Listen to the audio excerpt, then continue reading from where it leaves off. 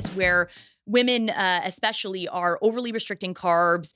They're going really, long periods of time without eating. And we're actually seeing like pre-diabetic blood sugar parameters for these individuals. And, when I'm doing cortisol testing with people and they're doing, this prolonged fasting and they're having caffeine in the morning, we're seeing massive, massive spikes with cortisol at times where we don't want to be seeing that. So, the low blood sugar dynamic is just as bad in my mind as kind of the high blood sugar dynamic. And it sort of speaks to the idea that we need to work to achieve true blood sugar balance, true blood sugar regulation, and not, any of these extremes.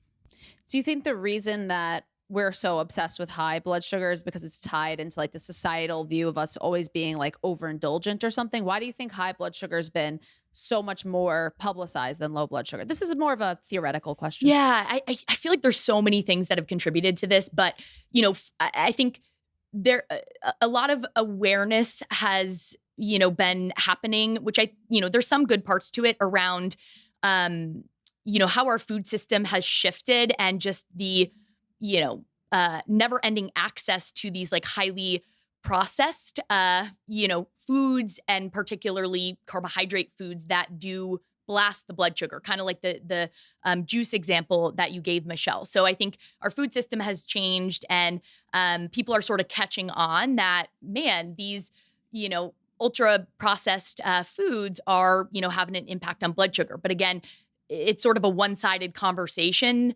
And then, of course, people kind of like pick up the kind of high blood sugar piece of things. And now there's like fear mongering, right, around carbohydrates. Yeah. And it's not a true conversation around, okay, how do we balance blood sugar? How do we, make choices that feel really good for you?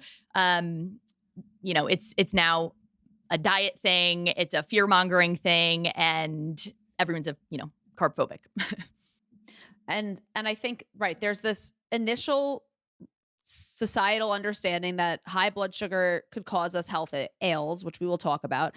And then the response is, okay, you shouldn't eat any carbohydrates. And then the response to that is, well, don't tell me what to do.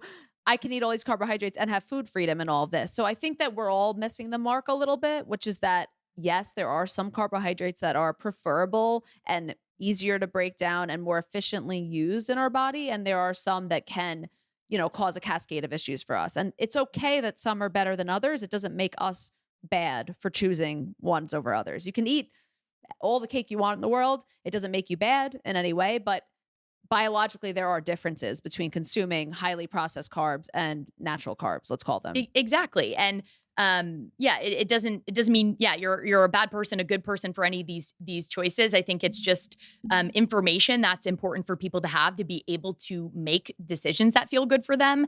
And I think with the just, all the fear mongering and misinformation and all of that out there, it's just really challenging for people to tease through all of this. I agree. And I think if we can at each point in our conversation do a takeaway, because we're going to keep hitting people with the facts and the processes, eating whole carbohydrates can absolutely be a part of a balanced diet, and oftentimes is necessary for a balanced diet. And again, we're talking about all of those carbohydrate foods that Jillian mentioned before, and like people not fearing fruit or grains or potatoes or things like that feels really, really important. And to just let people know that not only should you be eating these things to liberate food restrictions, but additionally, because biologically it's oftentimes advantageous to incorporate these foods in. Even people who are hardcore ketogenic for a long time still have carb refeeding days because our brains really do love glucose. So it's never advised to go on a ketogenic diet forever. And I think the model of carbohydrates in our society now is eat as little as possible. And that's really not balanced at all. And I could not love these carbohydrate foods more, like potatoes, rice. I mean, that they're like staples. And I know both of our diets because we've shared many meals together.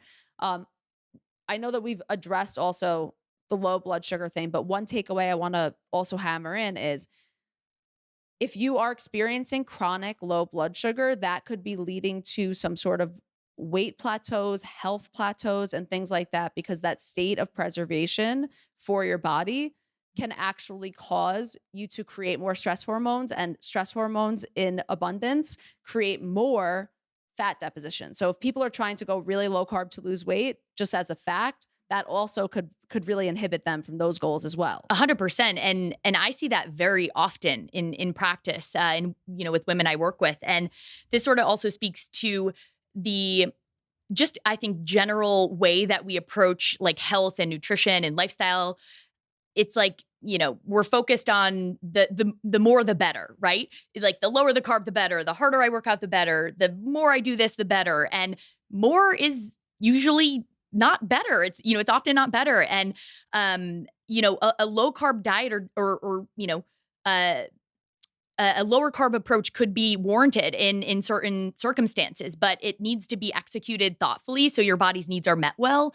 And sometimes these are more short-term therapeutic interventions, and we don't want to just like deprive the body endlessly and put it in that chronic stress response. Our modern world is full of stressors as it is, and stressors like, a low carb diet or, a caloric deficit or, fasting. These things are only healthy and beneficial and adaptive when the body is in a place of homeostasis and you're kind of kicking it out temporarily and then bringing it back in.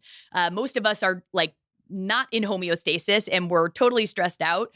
And depriving the body of calories or carbs is just like throwing gasoline on the fire. Exactly. And especially if the fire's already burning, the fires of inflammation and deprivation are already burning, you really can do more damage than good.